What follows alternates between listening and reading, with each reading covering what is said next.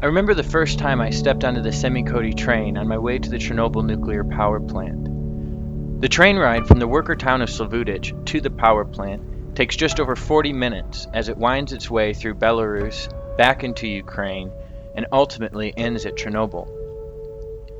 As soon as we were cleared by security to enter the plant site, we began walking through the gold-colored metal walls of the train station to the nearest exit for our first view of the sarcophagus and new confinement structure. As we passed through the security station, I can recall opening the door and stepping outside for the first time. As my eyes adjusted to the light, I turned to look at the sarcophagus constructed over the Unit 4 reactor in 1986 and the new confinement structure that was currently under construction. I turned around to say something to one of my colleagues when I noticed my first Chernobyl dog. I paused mid-sentence and began looking around me and quickly counted 5 to 10 stray dogs meandering around the open spaces of the facility. This was not at all what I had expected. I think that most people think of Chernobyl as a post-apocalyptic wasteland and would be surprised to know that over 2,000 men and women work at the plant site every day, or that there are over 200 stray dogs roaming the grounds of the nuclear power plant, even the security areas.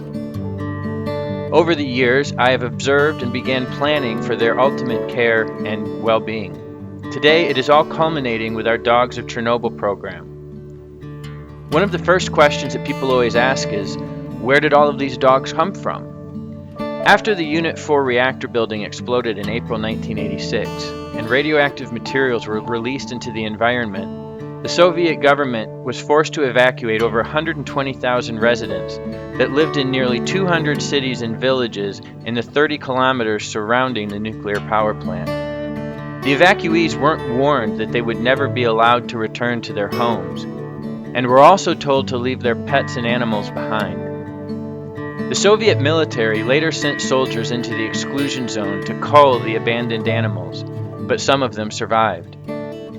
This is one of the earliest photographs we have of the Dogs of Chernobyl. It proves that within a few short weeks, dogs and puppies had already migrated out of the wilderness to the populated areas at the plant where workers were trying to construct the sarcophagus to stem the spread of contamination into the environment. The stray dogs that live at the Chernobyl nuclear power plant and surrounding exclusion zone today are largely descendants of these abandoned pets. They are being driven out of the wilderness by predators and a lack of food and water. The workers at the Chernobyl nuclear power plant have adopted these animals. They feed them, and if they notice that an animal is injured, they will try to bring it inside or give it what medical attention they can. While this interaction is good for the animals and for the workers, it also carries considerable risk. The animals have been exposed to rabies by other wild animals in the exclusion zone, including the packs of wolves that have claimed the surrounding areas. Ukraine receives its rabies vaccine for humans from Russia, but it has not been receiving adequate supply for nearly 5 years because of the breakdown of relations and the escalating conflict with Russia in eastern Ukraine. With the collaboration and support of the Chernobyl nuclear power plant, the Chernobyl Exclusion Zone Management Agency, and organizations and universities around the world, we have developed a 3-year program to spay, neuter, and vaccinate the stray dogs of Chernobyl. We need your help to get anything done. Please consider making a donation today for these abandoned animals. The Chernobyl nuclear power plant and the Exclusion Zone Management Agency have given us facilities that we will be able to convert into temporary vet hospitals to house our surgical operation. But we will have to prep and sterilize them. Funds will be used to purchase medicines, vaccines, and also to hire Ukrainian vets. If enough funds are raised, we will hire a veterinarian to work full-time monitoring the stray animal population at the Chernobyl nuclear power plant and the surrounding 30-kilometer exclusion zone.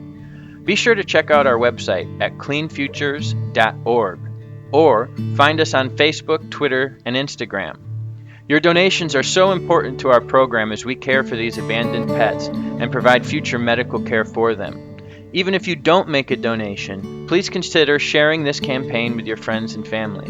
Every share makes a very real difference in the lives of these animals.